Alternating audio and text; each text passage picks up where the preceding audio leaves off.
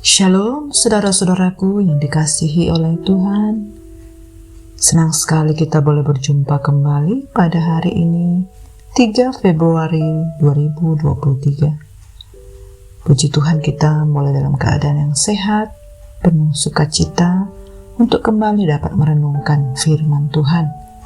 Nah saudara-saudaraku, mari dengan semangat kita menghampiri hadirat Allah dan kita merasakan kasih-Nya ada di dalam kita.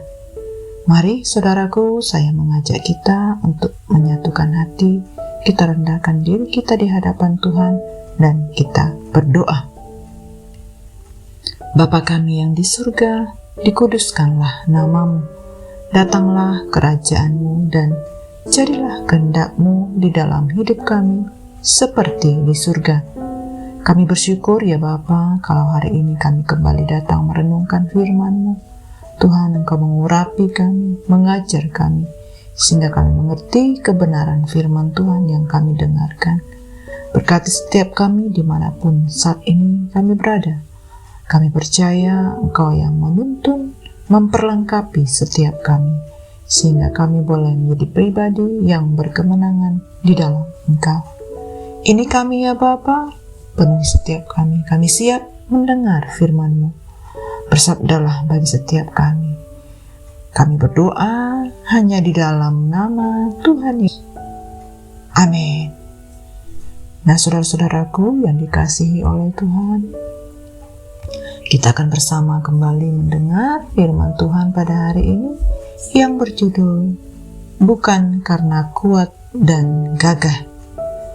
Firman Tuhan hari ini tertulis di dalam Yesaya 61 ayat 1 sampai dengan 11. Nah saudaraku, mari kita dengan penuh sukacita membaca firman Tuhan ini bersama-sama.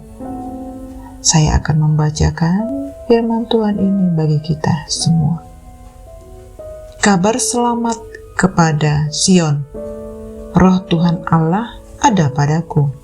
Oleh karena Tuhan telah mengurapi aku. Ia telah mengutus aku untuk menyampaikan kabar baik kepada orang-orang sengsara dan merawat orang-orang yang remuk hati, untuk memberitakan pembebasan kepada orang-orang tawanan dan kepada orang-orang yang terkurung kelepasan dari penjara, untuk memberitakan tahun rahmat Tuhan dan hari pembalasan Allah kita, untuk menghibur semua orang berkabung, untuk mengaruniakan kepada mereka perhiasan kepala ganti abu, minyak untuk pesta ganti kain kabung, nyanyian puji-pujian ganti semangat yang pudar, supaya orang menyebutkan mereka pohon terbanting kebenaran, tanaman Tuhan untuk memperlihatkan keagungannya. Mereka akan membangun reruntuhan yang sudah berabad-abad dan akan mendirikan kembali tempat-tempat yang sejak dahulu menjadi sunyi. Mereka akan membaharui kota-kota yang runtuh, tempat-tempat yang telah turun-temurun menjadi sunyi. Orang-orang luar akan melayani kamu sebagai gembala kambing dombamu, dan orang-orang asing akan bekerja bagimu sebagai petani dan tukang kebun anggurmu. Tetapi kamu akan disebut imam Tuhan dan akan dinamai pelayan Allah kita. Kamu akan menikmati kekayaan bangsa-bangsa dan akan memegahkan diri dengan segala harta benda mereka, sebagai ganti bahwa kamu mendapat malu 2 kali lipat, dan sebagai ganti noda dan ludah yang menjadi bagianmu. Kamu akan mendapat warisan 2 kali lipat di negerimu, dan sukacita abadi akan menjadi kepunyaanmu. Sebab aku, Tuhan, mencintai hukum dan membenci perampasan dan kecurangan. Aku akan memberi upahmu dengan tepat dan akan mengikat perjanjian abadi dengan kamu. Keturunanmu akan terkenal di antara bangsa-bangsa, dan anak cucumu di tengah-tengah suku-suku bangsa. sehingga semua orang yang melihat mereka akan mengakui bahwa mereka adalah keturunan yang diberkati Tuhan. Ayat 11, sebab seperti bumi memancarkan tumbuh-tumbuhan dan seperti kebun menumbuhkan benih yang ditaburkan, demikianlah Tuhan Allah akan menumbuhkan kebenaran dan puji-pujian di depan semua bangsa. Amin. Nah, saudara-saudaraku yang dikasihi oleh Tuhan, kita sudah membaca pasal 61 bersama-sama. Yesaya menyampaikan kabar sukacita kepada umat Tuhan saat itu dan sedang membangun kembali Yerusalem dan juga bait Allah di Gunung Sion. Ada janji baru yang Tuhan berikan kepada Israel, bahwa Tuhan akan memberkatinya. Tuhan akan membawa Israel kepada kehidupan yang baru, yang penuh dengan kebahagiaan setelah mereka mengalami masa pembuangan yang lalu, membawa banyak derita bagi mereka. Israel pernah merasakan di titik paling bawah, maka sekarang waktunya mereka beranjak ke atas untuk menikmati kehidupan yang baru jauh lebih baik. Terkadang memang Tuhan mengizinkan umatnya mengalami penderitaan, namun itu justru untuk mengajarkan kepada umat bahwa Tuhan terus berkarya menolong umat dalam kehidupan mereka dengan melepaskan mereka dari penderitaan dan memberikan hari depan yang jauh lebih baik. Jika saat ini saudara sedang mengalami penderitaan hidup, inilah waktunya Tuhan melatih hidup kita menjadi pribadi yang jauh lebih baik dan berkualitas di dalam iman. Tuhan ada dan selalu melihat kita. Tuhan pasti menolong tepat pada waktunya. Segala yang kita alami akan membawa kita kepada kebaikan, kedamaian, dan sukacita. Saudara-saudaraku, Perjanjian Baru merupakan kabar baik keselamatan yang adalah anugerah semata-mata, gratis dan tidak dapat dibeli dengan apapun. Yang kita perlukan adalah iman kepada Yesus Kristus, Mesias Israel, Juru Selamat dunia, Anak Allah yang sudah mati bagi dosa dunia dan bangkit dari kematian. Nah, saudaraku, bagaimana menurut saudara anugerah Allah? Tidak mencukupi bagi saudara. Jika saudara gagal, itu karena saudara tidak menarik dari anugerah itu.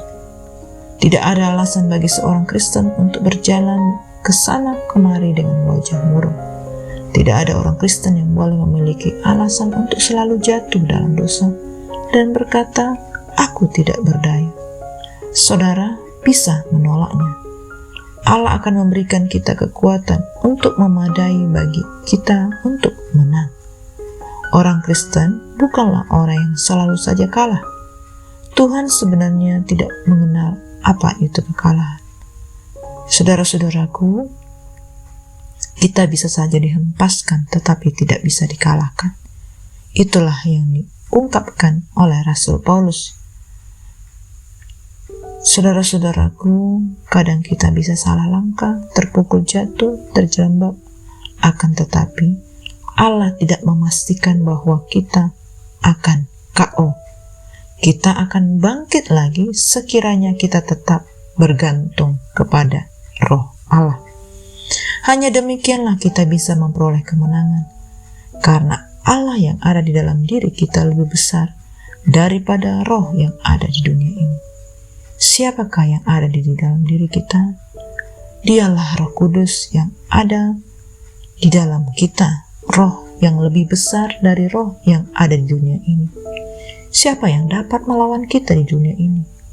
Iblis yang ada di dunia ini juga daging dan juga daya tarik dosa.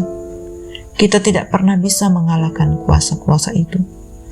Dan sekiranya kita mengira bahwa kita sendirian, berarti kita masih belum memahami apa yang dimaksud dengan Roh Allah. Jika kita masih berkeluh kesah karena selalu kalah, tentunya kita masih belum sadar bahwa musuh memang terlalu kuat bagi kita, karena kita tidak bisa menang.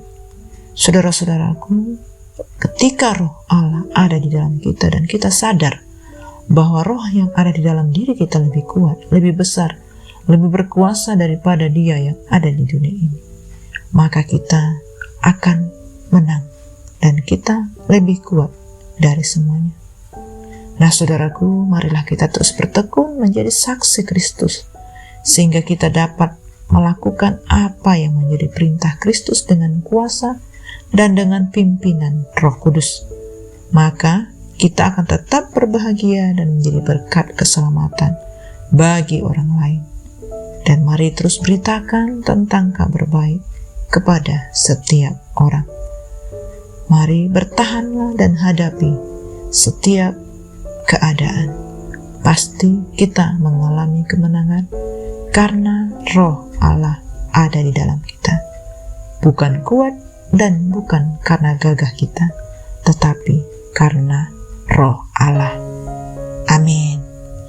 Demikianlah saudara-saudaraku firman Tuhan yang dapat kita dengar pada ini. Mari kita satukan hati dan kita tutup di dalam doa. Terima kasih Bapa yang baik, kami bersyukur buat firman-Mu yang sudah kami dengar. Penuhi kami, urapi kami, ajar kami, sehingga kami dapat mengaplikasikan firman-Mu dalam hidup kami. Kami bersyukur ya Bapa, Engkau senantiasa menyertai kami. Terpujilah nama-Mu, hanya di dalam nama Tuhan Yesus kami berdoa.